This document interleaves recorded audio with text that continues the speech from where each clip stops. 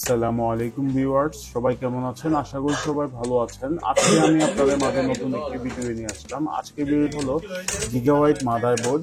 এই মাদারবোর্ডটি শর্ট হয়ে গিয়েছে, ফুললি শর্ট, এবং এই মাদারবোর্ডটি ফুললি ডেড অবস্থায় আছে। আমরা খুব সহজেই কিন্তু আমাদের এই মাদারবোর্ডটি আমরা রিপেয়ার করে নিব। মাদারবোর্ডের মডেল হলো 250M।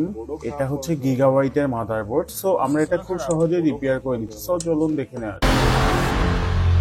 সো ভিউয়ার্স, আমাদের এই মাদারবোর্ডটি ফুললি শর্ট হয়ে গিয়েছে। এখন আমরা এটাকে দেখব আমরা আইসি কিভাবে রিপ্লেস করে আমরা এটাকে খুব সহজেই আমরা খুবই অল্প সময়ের মধ্যে আমাদের মাদারবোর্ডটিকে আমরা রিপেয়ার করে নিব। সো এই মাদারবোর্ডটি হচ্ছে গিগাবাইটের 250।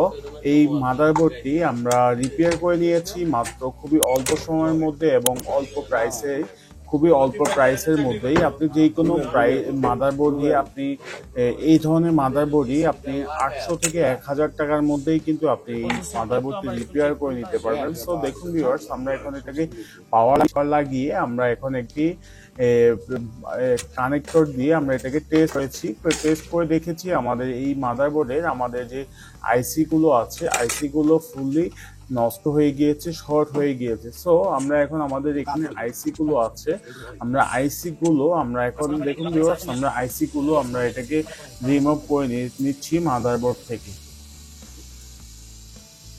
সো আমরা এটাকে হট গান দিয়ে আমরা এটাকে হিট দিয়ে আমাদের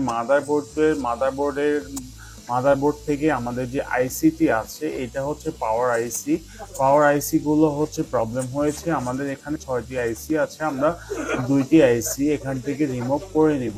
সো আমাদের এখানে 2টি আইসি রিমুভ করে নিব কেননা আমাদের এখানে যদি 2টি আইসি না থাকে তাহলে আমরা একটি আইসি রিমুভ করে দিয়েছি, আমাদের এখানে আরেকটি আমরা আইসি। দেখুন ভিউয়ার্স, আমরা এখানে আইসিটি রিমুভ করে আমরা এখন এটাকে পাওয়ার দিব, আবার নতুন করে পাওয়ার দিয়ে নিব। আমাদের মাদারবোর্ডে কোনো ধরনের প্রবলেম আছে কিনা এবং শর্ট আছে কিনা আমরা এটাকে চেক করে নিব। সো আমরা এটাকে ভালো করে ক্লিন করে নিতে হবে, কেননা আমাদের এখানে হচ্ছে কাজ করার পরে অবশ্যই ভালো করে ক্লিন করে তারপরে কাজ করতে হয়।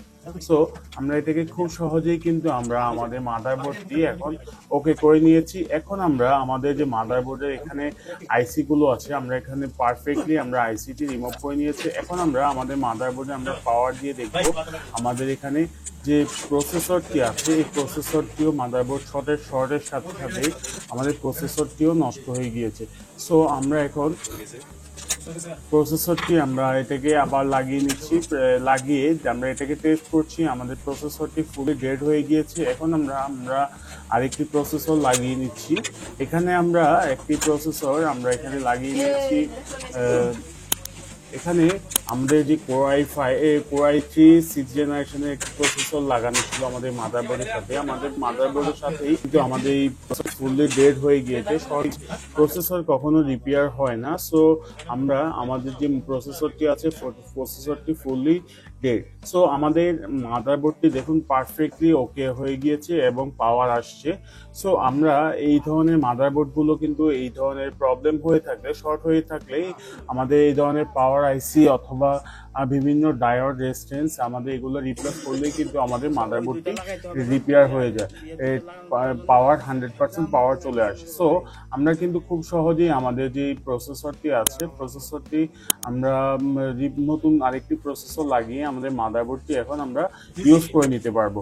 সো আমাদের এই ধরনের মাদারবোর্ড শর্ট হওয়ার মূল কারণ হলো যারা স্পিকার চালান, স্পিকার মূলত অনেক সময় নষ্ট হয়ে যাওয়ার পরেই হচ্ছে এই মাদারবোর্ডটি ফুললি শর্ট হয়ে নষ্ট হয়ে যায়। দেখুন ভিউয়ার্স, আমাদের এখানে মাদারবোর্ডটি কিন্তু ফুললি শর্ট হয়ে গিয়েছে।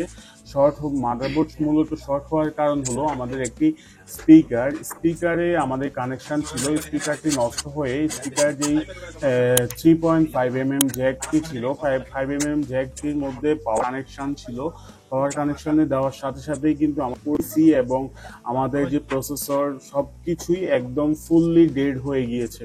সো অবশ্যই আপনাদের স্পিকারগুলো ভালো মানের স্পিকার ইউজ করতে হবে। ইউজ করার পরে সো আপনি হচ্ছে এবং টেস্ট করবেন। আপনার এই ধরনের প্রবলেম যদি হয়ে থাকে তাহলে অবশ্যই আপনি ভালো টেকনিশিয়ান এবং যারা রিপেয়ারিং এর কাজ করে তাদের কাছে নিয়ে যাবেন।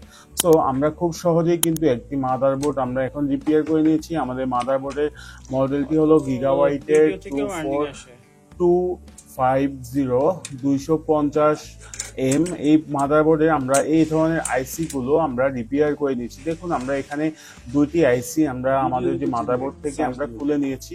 আইসি গুলো খুলে আমরা এখন আমাদের খুব